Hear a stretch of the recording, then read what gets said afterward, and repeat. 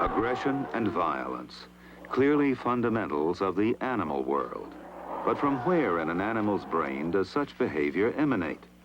And if we found such a site in an animal, could this volatile area also be located in the animal part of the human brain? An early experiment to locate the whereabouts of animal rage was performed on a bull in a Spanish bull ring. This strange archival film tells the story.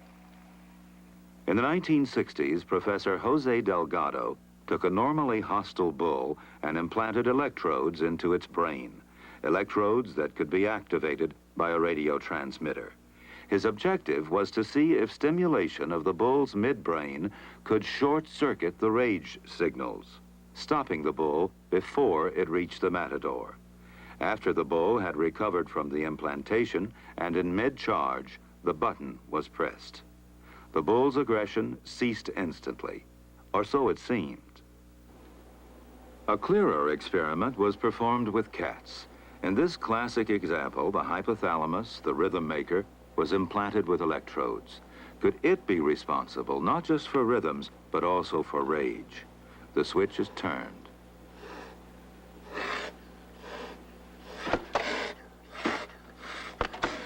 Then the switch is turned off. So indeed, the hypothalamus does control certain types of aggression. Now, how could one possibly confirm this startling finding in human beings? Meet Mark Laribas. My name is Mark Laribas. I feel that I'm a pretty easygoing guy. Try to get along with circumstances as best as I can. You're still a menace to society.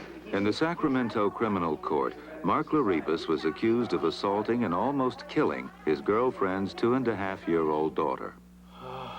It's hard to remember. It's been quite a while ago about the incident itself with the child. But I remember her crying, and I was laying on the couch, and then all of a sudden it just really got to me. And I rushed in there, and I remember hitting her. But I don't know why. I could never pinpoint why. I mean, nobody just goes up to a child and starts beating on them for no reason like that. Even with my own daughter, if she cries, I try to ask her why she's crying. Or, in sense, in a baby, you check them to see if they're wet or if they're hungry. But this time, it just really made me explode.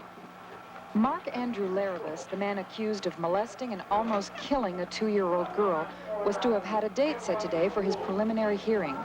But Laribas is in the University Medical Center, where doctors have discovered some sort of tumor or growth in his brain. I first met Mark about 3 days after the assault. He had become depressed and even suicidal and was admitted to our hospital to the psychiatric unit. This allowed us to begin a diagnostic study of what might have caused the change in Mark's personality. He couldn't understand how this act could have occurred, how he could have been responsible for this kind of behavior.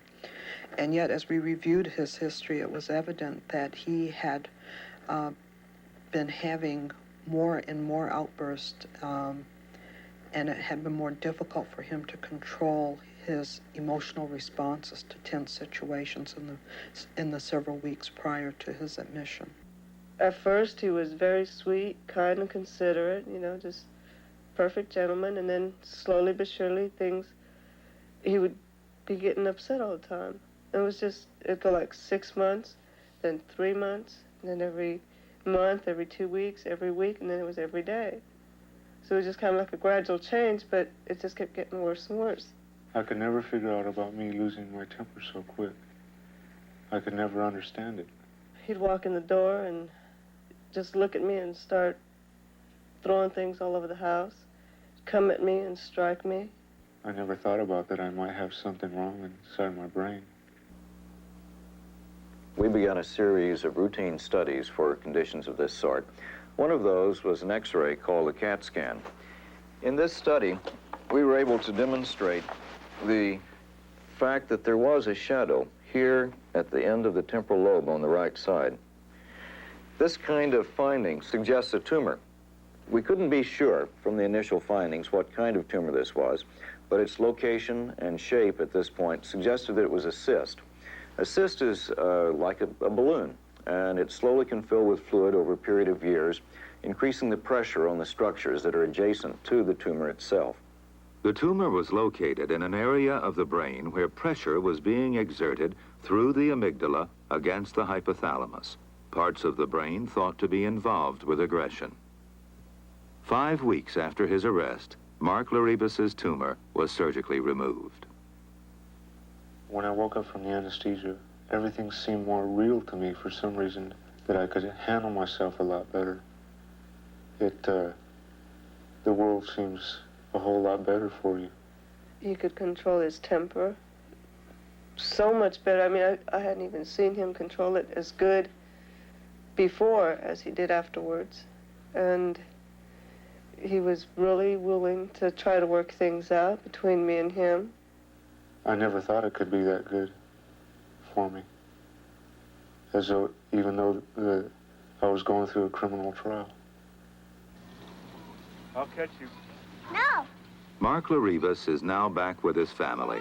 His own daughter is nearly 5 years old, and his wife is expecting another child. Mark has resumed work with his former employer. Those closest to him have now relegated his violent behavior to the past.